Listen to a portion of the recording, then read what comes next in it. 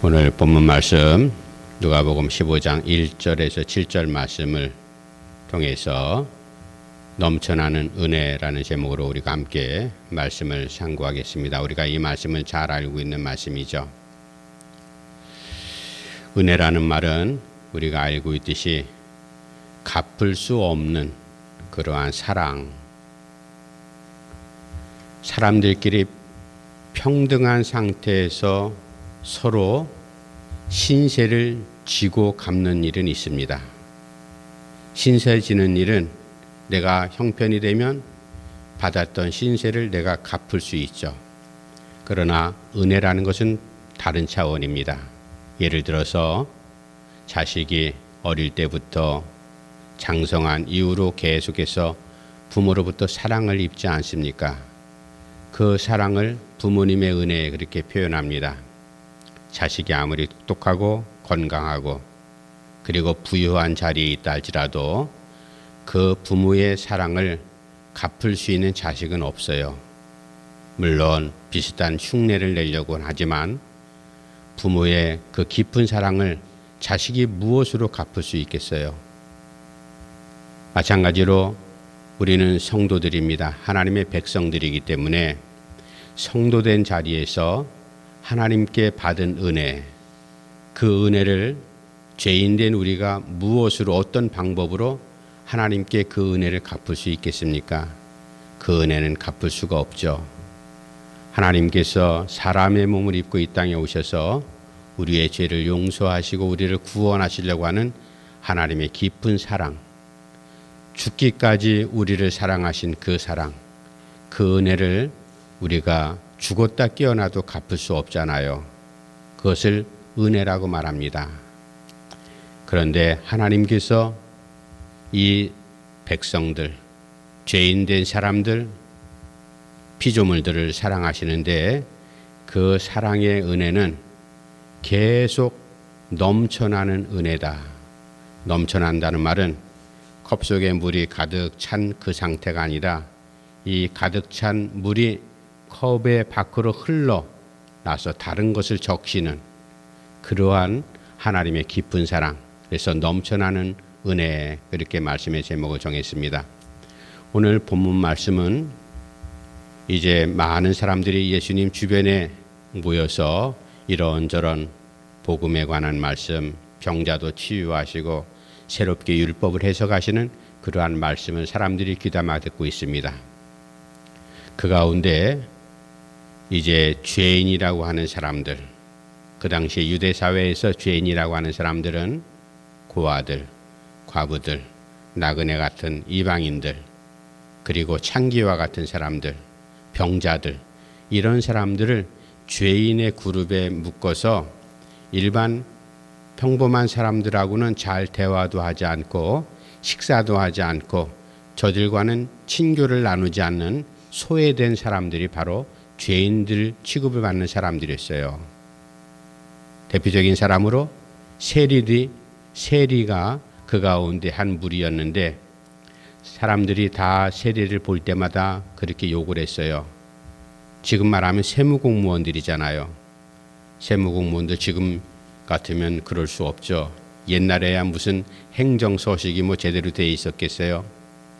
나라에서 로마에서 너희들에게 세금을 1,000원 거두라고 한다.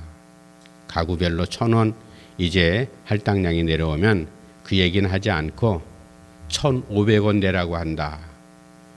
거둔 1,000원은 이제 정부에 바치고 500원은 자기가 입마에 뽑겠다는 그런 고약한 짓을 했어요. 그래서 세금이 형편이 안 되면 세금 내기가 어렵잖아요. 누구든지. 넉넉한 사람 가운데도 탈세하는 사람도 수도 없이 많은데 이제 세금 걷는 이 세무 공무원들인 세리들을 나라에서 봉급을 주는 게 아니거든요. 그러니까 엉뚱한 방법으로 탈법을 자행하면서 자기들의 생계를 유지하기 위해서 백성들로부터 고열을 짜내는 폭력을 행하기도 하고 협박하기도 하고 그런 모습으로 세리들이 살아갔기 때문에 나쁜 놈이다. 한마디로 매국노다. 나라를 국민들의 세금을 팔아서 엉뚱하게 남의 좋은 일 시키고 있느냐? 그리고 우리들에게 이제 억지로 세금을 자발적으로 내야 되는데 자발적으로 내는 사람이 어디 있겠어요? 억지로 뺐다시피 찾아가는 이 세리들도 그 죄인의 무리 가운데 하나 있기 때문에 일반 서민들은 저들하고 같이 함께 대화도 잘하지 않았습니다. 그리고 함께 식사한다는 것은 생각하지는 못할 일이죠. 그런데 예수님께서 주변에 모인 사람들 가운데 특별히 죄인들과 세리들이 예수님 가까이 근처에 왔습니다. 예수님께서 저들을 보시고 환영을 했어요. 영접을 했다는 말이 환영했다는 얘기거든요. 그뿐만 아니라 그 사람들이 별도로 그들과 함께 식사를 했습니다. 그럴 때 이 바리새인과 서기관들이 종교 지도자들이잖아요. 율법을 잘 아는 제자들한테 말합니다. 야, 너희 선생은 어떻게 저 죄인들하고 함께 식사를 할 수가 있냐? 함께 식사한다는 것은 친분을 나눈다는 그런 친교를 나눈다는 그런 뜻 아니겠어요? 예수님께서 바로 그 말씀을 들으면서 이제 오늘 본문 말씀을 비유로 이어가십니다. 하나님께서는 사람을 누구든지 차별하지 않는 것이 하나님의 사랑의 근본적인 모습이죠. 잘난 사람 못난 사람 처음부터 태어날 때부터 그렇게 왕관 쓴 사람 따로 있고 거지 옷 입고 태어난 사람 따로 있었습니까? 다 공평하게 목숨 하나 가지고 그렇게 세상으로 살아갈 수 있도록 하나님께서 만드시고 이 땅에 보낸 존재들이 바로 인간들 아니겠어요? 그런데 고약한 유대 사회는 율법적인 도식으로 사람들을 우리나라 조선시대 때 고약한 그 제도처럼 양반을 나누는 상놈하고 그리고 양반하고 남녀가 이제 같지 않다 이런 모습으로 사회 구조를 만들어 가기 때문에 소외된 사람들이 많이 있었습니다. 그런데 예수님께서는 그 바리새인들 서기관들뿐만 아니라 일반 모든 백성들이 생각하기에 저 죄인들 물론 진짜 죄를 져서 죄인들이 있겠지만 살아가는 형편이 그렇게 됐기 때문에 죄인들이다. 하나님께 벌 받아서 저 사람들이 저렇게 살아간다. 병든 것도 다 그런 이유였어요. 하나님께 죄를 졌고 죄의 결과로 저희들이 큰 병에 걸렸다. 물론 하나님 앞에 혼란을 하고 아픈 사람도 있겠지만 그러나 우리가 감기 걸리고 아플 때 무슨 큰 죄를 져갖고 감기 걸려요. 전염됐기 때문에 우리가 몸이 약하기 때문에 감기를 앓잖아요. 그러나 모든 이 유대인들은 율법적인 도식 속에서 잘못되고 아프고 어려운 형편은 다 죄의 결과다. 그렇게 놓고 봤기 때문에 소외된 사람들이 얼마나 많이 있었겠습니까? 그런데 예수님께서는 그렇게 모여든 사람들, 모든 사람들이 손가락질하는 그 사람들을 향해서 가까이 차별을 두지 않고 아주 친밀하게 가족처럼 그렇게 환영했고 함께 식사했다. 그러면서 이어가면서 이제 잃은 양 한 마리에 대한 비유를 통해서 하나님의 구원하심과 하나님의 깊은 사랑을 백성들에게 또 바리새인과 서기관들에게 알려주고 있죠. 우리가 하나님의 은혜로 이 자리, 성도된 자리, 하나님의 백성된 자리, 그리스도인의 자리에 지금 서서 살아가고 있지 않습니까? 이걸 우리가 아이고 어쩌다가 나 교회 나오게 됐고 어쩌다가 예수 믿게 됐지 그런 차원이 아닙니다. 우리가 예수 믿게 된 것 이게 나중에 죽음 이후에 예수님 재림하시면 모두가 다 부활할 때 하나님의 백성으로서 완성된 하나님 나라에 우리가 참여할 때 아마 그때 정말로 이래서 예수 믿게 되었구나. 하나님께서 나를 이렇게 사랑하셨구나. 물론 현재를 살아가면서도 우리가 그런 은혜를 매 순간마다 느끼면서 하나님 앞에 고백을 해야 되는데 우리는 그러지를 못하거든요. 부족한 점이 많이 있습니다. 그럼에도 불구하고 하나님께서 자격, 조건 이런 거 따지지 않고 우리에게 은혜를 베푸신다. 우리가 은혜 가운데 살아가는 사람들 아니겠어요? 그 은혜는 일회성이 아닙니다. 계속 샘물이 끊이지 않고 계속 넘쳐나듯이 우리에게도 하나님의 은혜가 이제 이런 은혜가 넘쳐난다. 이 사순절 우리가 지나면서 5번째 사순절 우리가 시간을 지납니다. 예수 그리스도를 통해서 우리에게 주신 하나님의 깊은 은혜, 우리가 다시 한번 묵상하면서 오늘 나에게 베푸시는 넘쳐나는 은혜가 무엇일까? 이제 말씀을 통해서 함께 은혜를 나눕니다. 먼저 제가 1절, 2절 말씀, 과연 하나님의 넘치는 은혜가 무엇일까? 1절, 2절 말씀 다시 한번 읽어드립니다. 모든 세리와 죄인들이 말씀을 들으러 가까이 나아오니 바리새인과 서기관들이 수군거려 이르되 이 사람이 죄인을 영접하고 음식을 같이 먹는다 하더라. 먼저 넘치는 은혜는 예수님을 통해서 사람들이 손가락질하고 가까이 하려고 하지 않는 세리와 죄인들, 예수님께서는 오히려 그들을 환영했고 영접했고 가까이 오라, 그리고 나와 함께 식사하자, 함께 식사 대접을 하시는 이 모습, 영접하심으로 넘쳐나는 은혜를 베푸신 바로 하나님의 사랑. 우리도 입장 바꿔놓고 생각하면 내가 하나님 앞에 과연 설 수 있는 존재인가? 여러분, 예를 들면은 청와대에서 나를 초청했어요. 그러면 대통령을 만나러 가는 것 아니겠어요? 대통령을 만나러 가는 일반 서민이 그 초청장을 받고 얼마나 며칠간 긴장을 하고 꽃단장을 하고 준비를 하고 그렇게 하고 내가 말은 어떻게 할까? 머리가 온통 그냥 복잡할 거예요. 대충 그냥 막 일하다 말고 청와대에서 부르니까 빨리 오시오. 흙 묻은 손으로 깨지지한 모습으로 청와대 대통령 만나러 가는 사람이 있겠어요? 그렇게 하지 않죠. 그거는 사람들 관계에서 그래요. 그러나 하나님께서 우리를 만나시고 우리를 부르실 때는 어떤 조건이나 차별이나 외적인 것을 따지지 않으십니다. 오히려 먼저 우리를 찾아오셔서 우리를 만나시고 우리를 환영해 주시고 영접하시는 것이 바로 하나님의 기쁜 사랑이죠. 이것을 은혜라고 합니다.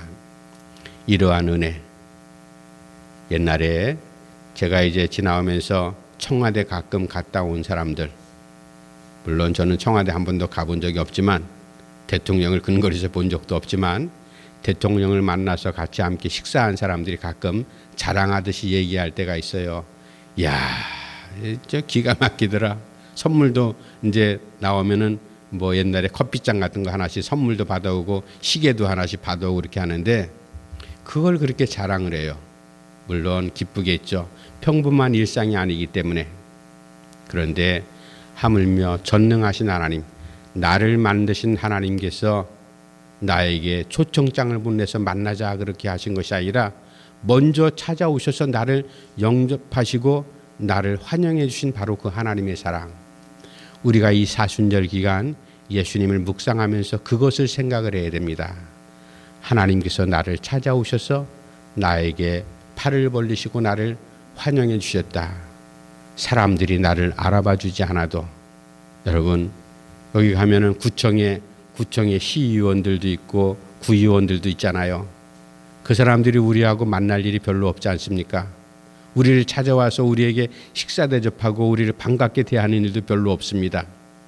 그런 사람들이 느닷없이 나를 찾아와서 나하고 함께 식사하자, 식사 대접하겠다, 그러면 기분이 좋잖아요. 그런데 하물며 하나님께서 나를 알아봐 주시고 나에게 먼저 팔을 벌려서 나를 영접하시는 바로 그 하나님의 사랑, 이것을 은혜라고 말합니다. 우리가 도저히 갚을 수 없는 귀한 은혜. 이 은혜는 계속 넘쳐나는 은혜죠. 이러한 은혜 가운데 우리가 이 사순절을 지나면서 오늘 말씀을 묵상하면서 죄인들과 세리들을 영접하시고 그들과 함께 식사하시는 예수님의 모습이 바로 영접하심으로 말미암아 하나님의 사랑을, 넘쳐나는 은혜를 저희들에게 보여주신 것이 바로 이제 오늘 본문 말씀 첫 번째, 넘쳐나는 은혜의 모습, 첫 번째 모습입니다. 나를 항상 언제든지 집 나간 자식 돌아오기를 밤새도록 기다리고 문 열어놓고, 문 꼭 걸어 잠그면 나간 자식이 돌아올 수 없잖아요. 문을 대문을 활짝 열어놓고 언제든지 돌아와라 기다리던 그 아버지의 마음으로 우리를 언제든지 조건 없이 이유 불문 따지지 않고 나를 영접하시는 바로 하나님의 그 사랑, 그런 은혜 가운데 우리가 지금 살아가고 있다. 이러한 은혜. 이제 그런데 이 바리새인들과 서기관들이 가만히 봤더니 저거 이상한 짓을 하고 있거든요. 그뿐만 아니라 그 사람들이 그런 얘기를 하니까 주변에 있던 사람들도 맞아. 우리나라의 지도자들 하면은 그 당시 유대 사회는 종교적인 지도자들이 정치도 함께 겸했기 때문에 상당히 지위가 높았고 그들의 영향력이 대단했습니다. 저 종교 지도자들, 바리새인들, 서기관들이 우리를 따뜻하게 영접하거나 우리하고 함께 식사한 적이 한 번도 없어. 그런 일은 우리가 태어나서 지금까지도 한 번도 보지 못한 일이야. 그런데 예수님을 이제 랍비라고 사람들이 부르잖아요. 선생님이요. 메시아라는 정체를 알고 있는 사람들을 다윗의 자손 예수여 병자들을 이렇게 부르기도 하지만 대부분의 사람들은 훌륭한 선지자, 훌륭한 율법을 가르치는 선생님 이런 정도로 알고 있고요. 병을 고치는 능력을 가지신 분. 그런 분이 어떻게 죄인된 사람들과 함께 식사를 할 수 있을까? 사람들의 생각이 바뀌어지기 시작을 했어요. 야, 저게 바로 하나님의 은혜구나. 메시아라고 소문이 났는데 저분을 통해서 하나님의 사랑을 사람들이 느끼고 깨닫기 시작을 했다. 우리가 바로 이 본문을 통해서 나를 조건 없이 환영해 주시고 영접하시는 바로 하나님의 귀한 사랑, 예수님을 통한 하나님의 은혜, 그 은혜는 넘쳐나는 은혜다. 이것을 마음 가운데 묵상하면서 우리가 하나님의 이 은혜 가운데 매일매일 살아가는 은혜로운 성도가 꼭 되기를 간절히 바랍니다. 두 번째, 넘치는 은혜. 넘치는 은혜는 찾아내시는 넘치는 은혜. 예수님께서 바리새인들과 서기관들이 예수님께서 죄인들과 함께 식사하는 모습을 보고 힐난하잖아요. 손가락질합니다. 어떻게 저런 일이 있을 수가 있냐.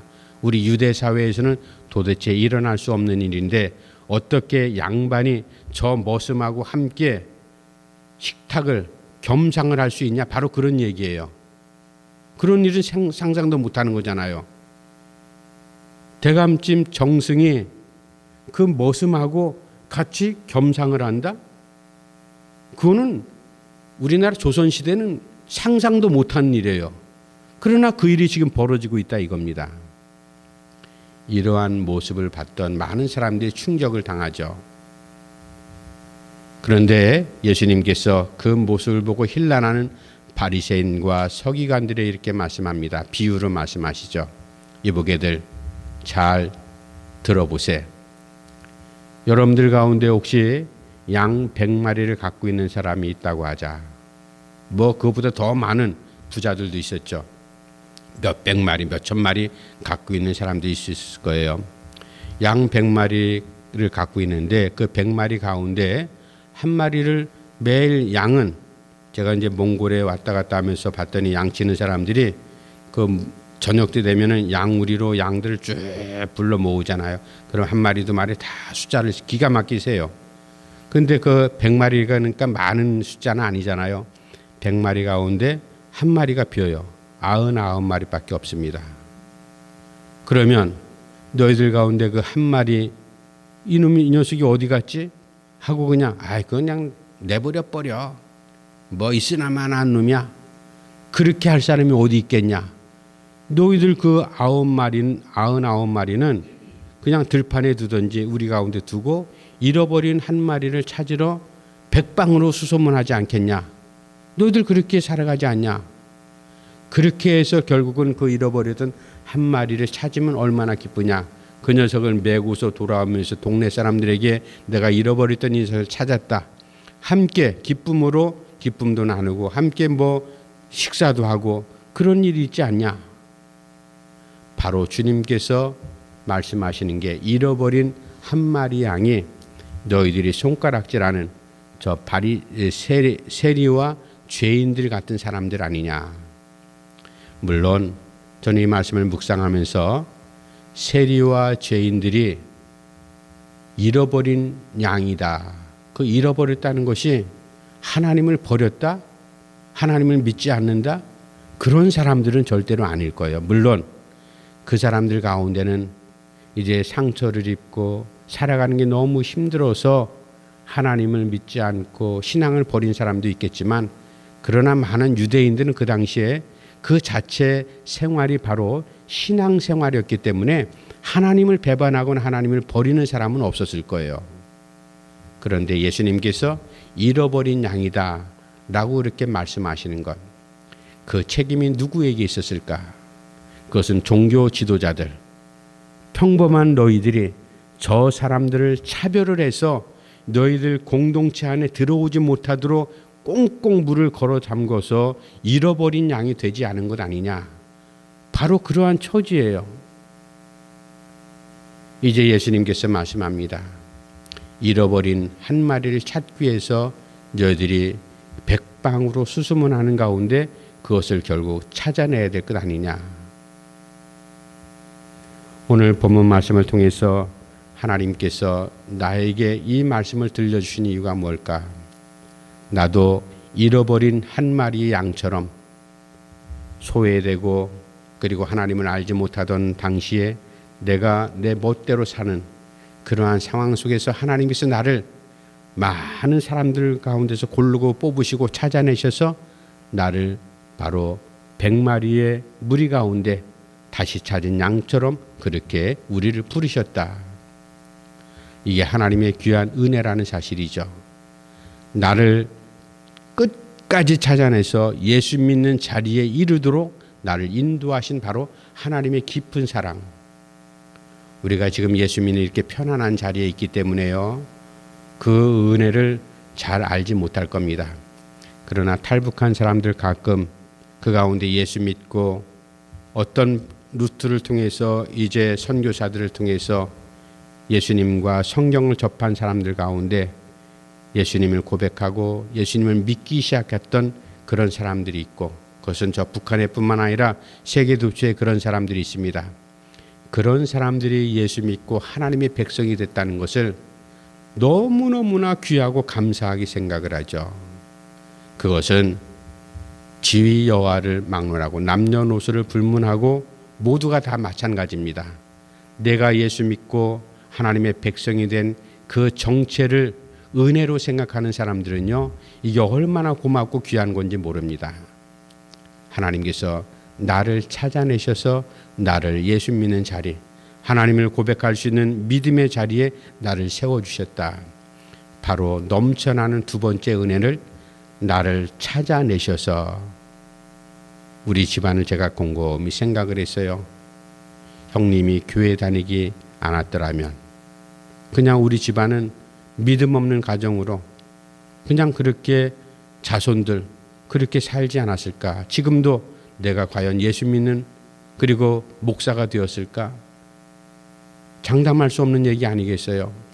그러나 한 사람을 하나님께서 찾아내셔서 그 사람을 통해서 집안 모든 식구들을 전도했고, 그리고 믿음의 자리에 지금 세워진 것, 그리고 복음의 비밀을 우리가 알고 나니 얼마나 감사한 일인지, 바로 이러한 은혜, 우리가 넘쳐나는 은혜 가운데 서 있는 것, 바로 하나님께서 잃은 양 한 마리를 찾아내셔서 그렇게 인도하셨듯이 바로 우리를 그렇게 인도하신다.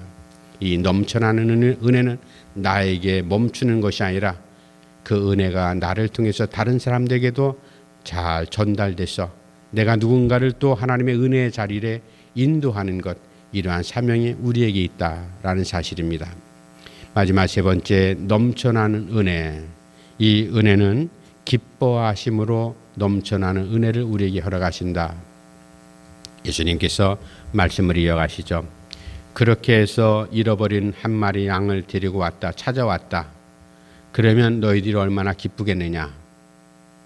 예를 들면 천국에는 회개할 것 없는 의인 99명보다 이 다시 돌아와서 회개해서 돌아온 이 한 마리의 양을 보는 기쁨이 더 크다. 주님께서 이렇게 말씀합니다. 얼마나 귀한 말씀이에요. 우리가 물론 잃어버린 것, 소지품을 갖고 있다가 생활 중에 잃어버린 것, 있으나 마나한 것들은 별로 관심이 없죠. 그러나 정말로 나에게 요긴한 것, 그리고 다른 사람들이 볼 때는 시답지 않게 생각하는 그런 물건이라 할지라도 나에게는 없어서는 아니 될 아주 정말로 생명처럼 소중한 것, 그것을 잃었다가 다시 찾았다. 그러면요, 그 기쁨은 얼마나 귀한 건지 모릅니다. 우리가 오래전에 남북 이산 가족 상봉하는 것, 그 모습 우리가 TV로 봤잖아요. 정말로 5, 60년 만에 만나는 이산의 아픔 가운데 다 쭈글쭈글해서 서로 늙고 그랬지만 그 누이를 만나고 아버지를 만나고 형제를 만나는 그 기쁨, 얼마나 기쁨의 눈물이에요. 또 그것을 이제 기회로 해서 한 방송사에서 우리 남한 땅에 또 흩어진 동포 가운데 서로 생사를 모르는 이산 가족들을 만나는 프로그램을 했잖아요. 며칠 동안 그걸 했는데 여의도에 뭐 덕지덕지 붙었던 그 뭐 현수막 그런 것들 우리가 다 봤잖아요. 만나면서 정말로 가지가지 기가 막힌 사연들이 있지 않습니까? 흩어졌던 가족들 한 자리에서 만나고 전화 통화하면서 만나고 그 만남의 기쁨이 무엇으로 표현돼요? 눈물로 울음으로 표현되잖아요. 사람이 너무 기쁘면 그 기쁨이 웃는 게 아닙니다. 그건 눈물로 바뀌어버리죠. 슬퍼서 흘리는 눈물도 있지만 너무 기뻐서 흘리는 눈물도 수도 없이 많습니다. 요즘에 가끔 핸드폰에 하루에 한두 번 꼴로 실종인을 찾습니다 라는 긴급 재난 문자 같은 문자가 요즘 핸드폰에 떠요. 보면은 연세 드신 분들은 아마 치매 노인들이고, 그리고 어린 아이들, 자식들을 찾는 그러한 문자도 뜹니다. 우리가 그런 모습들을 아마 봤을 거예요. 요즘에는 그런 엄마들이 이제 똑똑하기 때문에 그런 일들을 다 경험을 삼기 때문에 아이들을 잘 보호하지만, 옛날에는 먹고 살기 힘든 그런 시대에 애들이 동네에서 뭐 어떻게 뭐 노는지 뭘 하는지 잘 모르고 그렇게 애들이 있다가 또 엄마하고 시장 갔다가 헤어지고 애를 잃어버리는 경우 있잖아요. 그러면 그 젊은 엄마가 미친 사람처럼 막 울부짖으면서 동네를 막 시장을 막 헤매고 다니는 것, 우리 그런 거 가끔 옛날에 봤잖아요. 이건 정신줄을 놓은 상태입니다. 하늘이 무너진 것보다 더 큰 일이죠. 이리 뛰고 저리 뛰고 애를 찾으려고 그렇게 하다가 마침내 애를 찾았어요. 그러면 그 애를 붙잡고 어떻게 해요? 야단치고 때려요? 막 기뻐서 웃어요?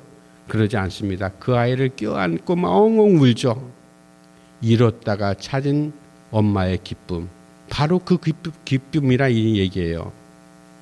하나님께서 우리에게 넘쳐나는 은혜를 주시는 마지막은 기쁨을 통해서 우리에게 넘쳐나시는 은혜를 허락하신다.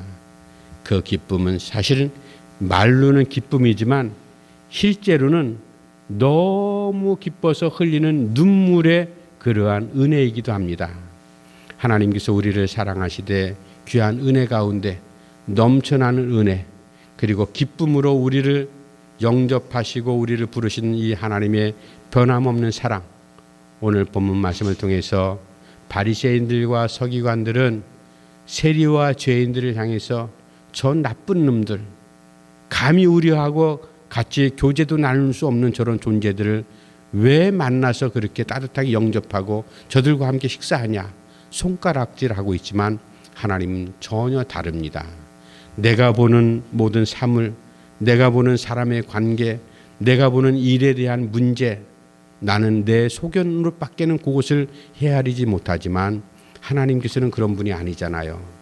하나님께서 내가 갖고 있는 이 문제, 내가 갖고 있는 이 문제에 대해서 나는 아프고 가슴이 저려오는데 하나님께서는 오히려 그 문제를 크게 내가 알 수 없는 방법으로 그 문제를 보고 계신다. 바로 그 보고 계신 하나님의 비밀스러운 은혜가 나에게 흘러넘칠 때 우리가 오히려 편안하고 기쁨이 변해서 눈물도 되고 눈물이 기쁨으로 바뀌어지는 바로 이러한 은혜, 넘쳐나는 은혜. 컵에 물이 차고 찰랑찰랑한 상태가 아니라 이것이 흘러넘쳐서 다른 주변을 다 적셔나가는 하나님의 은혜가 우리 가운데 넘쳐나기를 간절히 바랍니다. 십자가를 묵상하면서 하나님의 깊은 은혜를 우리가 생각하면서 이제 이 말씀을 이번 한 주간도 깊게 묵상하는 가운데 여러분들에게 넘쳐난 하나님의 은혜가 깊게 그리고 넓게 그렇게 흘러내리기를 간절히 축원합니다. 기도합시다. 하나님 아버지, 은혜를 감사함을 드립니다. 하나님께서 나간 저희들을 사랑하셔서 오래전부터 계획하신 그 은혜를 누군가를 통해서 우리로 하여금 하나님의 은혜의 샘물 가운데 이끌어 주시고 이 믿음의 공동체 가운데 우리를 성도로 하나님의 백성으로 세우신 것 너무나 감사함을 드립니다. 주께서 온전히 함께 하셔서 우리가 매일매일 넘쳐나는 은혜를 흘려주시는 하나님의 그 은혜의 도가니 안에 우리가 매일 잠기면서 은혜를 체험하면서 은혜를 우리가 남에게 나눠주며 살아갈 수 있는 복된 사람이 될 수 있도록 주께서 은혜를 허락해 주시옵소서. 예수님의 이름으로 간절히 기도하옵나이다. 아멘.